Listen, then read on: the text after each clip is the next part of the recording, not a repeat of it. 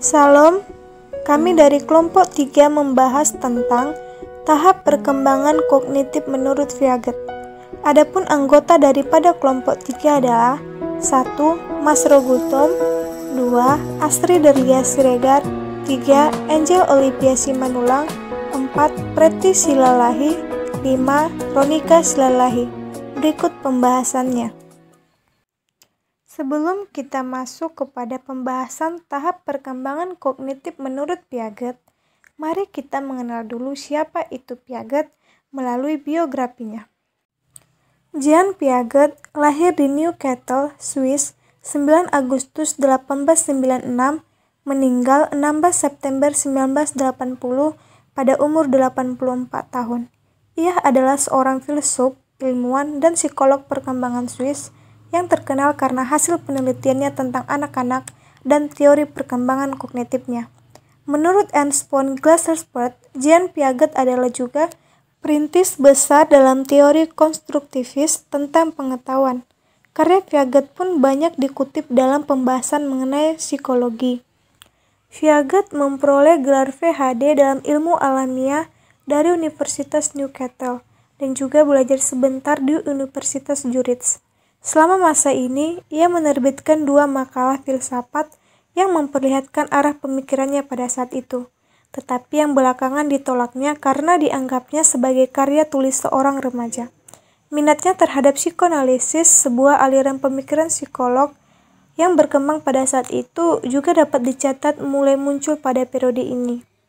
Piaget menjabat sebagai profesor psikologi di Universitas Geneva dari 1929 hingga 1980, dan ia paling terkenal karena menyusun kembali teori isi perkembangan kognitif ke dalam serangkaian tahap, memperluas karya sebelumnya dari James Mark Baldwin menjadi 4 tahap perkembangan yang lebih kurang sama dengan 1. Masa infansi, 2. Prasekolah, 3. Anak-anak, dan 4. Remaja.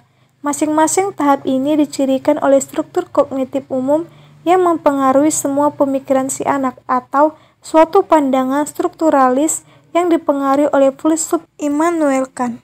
Masing-masing tahap mewakili pemahaman sang anak tentang realitas pada masa itu, dan masing-masing kecuali yang terakhir adalah suatu perkiraan atau approximation tentang realitas yang tidak memadai. Jadi, perkembangan dari satu tahap ke tahap yang lainnya disebabkan oleh akumulasi kesalahan di dalam pemahaman sang anak tentang lingkungannya.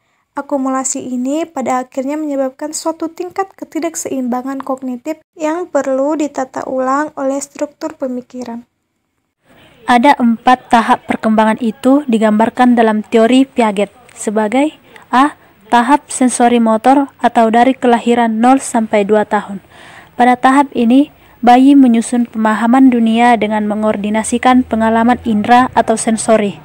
Mereka seperti melihat dan mendengar. Dengan gerakan atau otot, mereka menggapai dan menyentuh. Oleh karena itu, disebut sebagai sensori motor. Pencapaian kognitif yang penting di usia bayi adalah objek permanens, yaitu pemahaman bahwa objek dan kejadian terus eksis, bahkan ketika objek dan kejadian itu tidak dapat dilihat, didengar, atau disentuh. Menjelang akhir periode sensori motor, anak bisa membedakan antara dan dirinya dunia di sekitarnya, dan menyadari bahwa objek tetap ada dari waktu ke waktu. B. Tahap pra-operasional atau usia 2-7 tahun. Pada tahap ini, anak lebih egosentris dan intuitif. Pemikiran pra-operasional dibagi menjadi 2 subtahap, fungsi simbolis dan pemikiran intuitif. 1. Subtahap fungsi simbolis, usia 2-4 tahun. Pada tahap ini, penggunaan bahasa mulai berkembang dan kemunculan sikap bermain adalah contoh lain dari peningkatan pemikiran simbolis. Anak kecil mulai mencoret-coret gambar orang, rumah, mobil, awan, dan benda lainnya. Egosentris dan animisme. Egosentrisme adalah ketidakmampuan untuk membedakan antara perspektif sendiri dengan perspektif orang lain. Animisme adalah kepercayaan bahwa objek tak bernyawa punya kualitas kehidupan dan bisa bergerak. Contoh, pohon itu mendorong daun dan membuatnya gugur, atau trotoar itu membuatku terjatuh. 2. Subtahap pemikiran intuitif, usia 4-7 tahun. Disebut tahap pemikiran intuitif karena mereka mengatakan bahwa mereka tahu sesuatu tetapi mereka mengetahui tanpa menggunakan pemikiran rasional. Tahap praoperasional ini menunjukkan karakteristik pemikiran yang disebut centration, yaitu pemokusan atau pemusatan perhatian pada satu karakteristik dengan mengatakan karakteristik lainnya. Contoh, orang dewasa tahu bahwa volume air akan tetap sama meski dia masukkan ke dalam wadah yang bentuknya berlainan. Menurut Piaget, tapi bagi anak kecil tidak demikian. Juga tidak bisa melakukan apa yang disebut operation atau operasi, yaitu representasi mental yang dapat dibalik atau reversible. Contoh, seorang anak kecil mungkin tahu bahwa 4+2 sama dengan 6, tetapi tidak tahu kebalikannya, yaitu 6 kurang 2 sama dengan 4 adalah benar. C. Penalaran operasional konkret. Penalaran operasional konkret ini dimulai dari usia 7-11 tahun. Pemikiran operasional konkret mencakup penggunaan operasi, penalaran, logika matematika menggantikan penalaran intuitif, tetapi hanya dalam situasi konkret. Pada tahap ini, anak secara mental bisa melakukan sesuatu yang sebelumnya hanya bisa mereka lakukan secara fisik, dan mereka dapat membalikkan operasi konkret ini. Misalnya, ada 2 lempung berbentuk bola dengan ukuran yang sama. Kemudian, bola lempung tersebut menjadi bentuk panjang dan ramping. Anak itu ditanya, lempung mana yang lebih banyak, yang berbentuk bola atau yang panjang? Jika anak usia baru 7 tahun atau 8 tahun, besar kemungkinan mereka akan menjawab bahwa jumlah lempung di dalam kedua bentuk tersebut adalah sama. Tahap ini juga ditandai dengan serration, yaitu operasi konkret yang melibatkan stimulus pengurutan di sepanjang dimensi kuantitatif seperti panjang. Contoh, seorang guru meletakkan 8 batang lidi dengan panjang yang berbeda-beda secara acak di atas meja. Guru tersebut meminta murid untuk mengurutkan batang lidi tersebut berdasarkan panjangnya.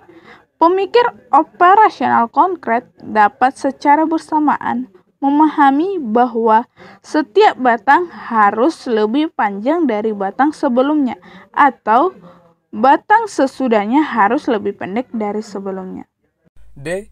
Tahap operasional formal, usia 7-15 tahun. Pada tahap ini, individu sudah mulai memikirkan pengalaman di luar pengalaman konkret dan memikirkannya secara lebih abstrak, idealis, dan logis. Pemikir operasional konkret perlu melihat elemen konkret A, B, dan C untuk menarik kesimpulan logis bahwa jika A sama dengan B dan B sama dengan C, maka A sama dengan C. Sebaliknya, pemikir operasional formal dapat memecahkan persoalan ini walaupun problem ini hanya disajikan secara verbal. Selain memiliki kemampuan abstraksisasi, pemikir operasional formal juga punya kemampuan untuk melakukan idealisasi dan membayangkan kemungkinan-kemungkinan. Pemikir idealis ini bisa menjadi fantasi atau khayalan. Banyak remaja tak sabar terhadap cita-cita mereka sendiri. Mereka juga tidak sabar menghadap problem untuk mewujudkan cita-cita itu. Egosentrisme juga muncul dalam masa remaja. Egosentrisme masa remaja adalah kesadaran diri yang tinggi yang tercermin dalam keyakinan remaja bahwa orang lain tertarik pada dirinya, sebagaimana dia tertarik pada dirinya sendiri. Egosentrisme remaja juga mencakup perasaan bahwa dirinya adalah unik atau berbeda dari orang lain. Contoh, semua di sini melihatku karena rambutku ini tak bisa diatur. Lalu dia lari ke ruang rias untuk menyemprotkannya dengan handspray. Hambatan dari perkembangan kognitif adalah stimulasi dan perkembangan psikologis dilihat dari fisik. Pada beberapa bulan pertama dari kelahirannya, aspek yang memegang peranan penting dari bayi adalah sekitar mulutnya. Mulut bukan hanya alat untuk makan dan minum, tetapi juga alat komunikasi dengan dunia luar. Bayi mendapatkan beberapa pengalaman dari rasa senang melalui sentuhan-sentuhan dengan mulutnya. Melalui interaksi dengan menggunakan alat-alat tersebut dengan lingkungannya, bayi memperoleh kesan dan memahami lingkungannya. Dari pernyataan tersebut, saya memberi contoh di lingkungan. Saya menemukan seorang bayi yang cacat atau kurang sempurna. Dia tidak bisa berbicara, kemungkinan ini berfaktor pada saat ibu hamil. Kurangnya gizi, perhatian, terkadang juga berpengaruh pada ibu. Yang contohnya, ibu juga tidak bisa berbicara itu bisa berpengaruh kepada anaknya. Selanjutnya, yang menjadi kesimpulan dalam pembahasan kelompok kami yaitu Piaget mengajukan teori tentang perkembangan kognitif anak yang melibatkan proses-proses penting yaitu skema, asimilasi, akomodasi, organisasi, dan eukilibrasi. Dalam teorinya, perkembangan kognitif terjadi dalam urutan 4 tahap, yaitu yang pertama tahap sensori motor dari kelahiran sampai umur 2 tahun. Dalam arti, bayi membangun pemahaman tentang dunia dengan mengordinasikan pengalaman indrawi dengan gerakan dan mendapatkan pemahaman akan objek permanen. Yang kedua yaitu tahap pra-operasional, umur 2-7 tahun. Atau dalam arti, anak memahami realitas di lingkungan dengan menggunakan fungsi simbolis atau simbol-simbol atau juga dengan tanda-tanda dan pemikiran intuitif. Keterbatasannya adalah egosentrisme, animisme, dan sentrasion. Ciri-ciri berpikirnya tidak sistematis, tidak konsisten, dan tidak logis. Yang ketiga yaitu tahap operasional konkret. Umurnya dari dimulai 7-11 atau 12 tahun. Dalam arti, anak sudah cukup matang untuk menggunakan pemikiran logika atau operasi, tetapi hanya untuk objek fisik yang ada saat ini. Dalam tahap ini, anak telah hilang kecenderungannya terhadap animisme dan artikialisme. Dan yang terakhir atau yang keempat yaitu tahap operasional formal dari umur 12 tahun ke atas, atau dalam arti anak sudah dapat menggunakan operasi-operasi konkretnya untuk membentuk operasi yang lebih kompleks. Ciri pokok perkembangannya adalah hipotesis, abstrak, deduktif, dan induktif, serta logis dan probabilitas. Tingkatan perkembangan intelektual manusia mempengaruhi kedewasaan, pengalaman fisik, pengalaman logika, transmisi sosial, dan pengaturan sendiri. Teori Piaget menjelaskan sangat relevan dalam proses perkembangan kognitif anak, karena dengan menggunakan teori ini, manusia dapat mengetahui adanya tahap-tahap perkembangan tertentu pada kemampuan berpikir anak di levelnya. Dengan demikian, bila dikaitkan dengan pembelajaran kita, bisa memberikan perlakuan yang tepat bagi anak, misalnya dalam memilih cara menyampaikan materi bagi siswa sesuai dengan tahap perkembangan kemampuan berpikir yang dimiliki oleh anak. Demikianlah hasil diskusi kami dari kelompok 3. Kami ucapkan sekian dan terima kasih. Shalom.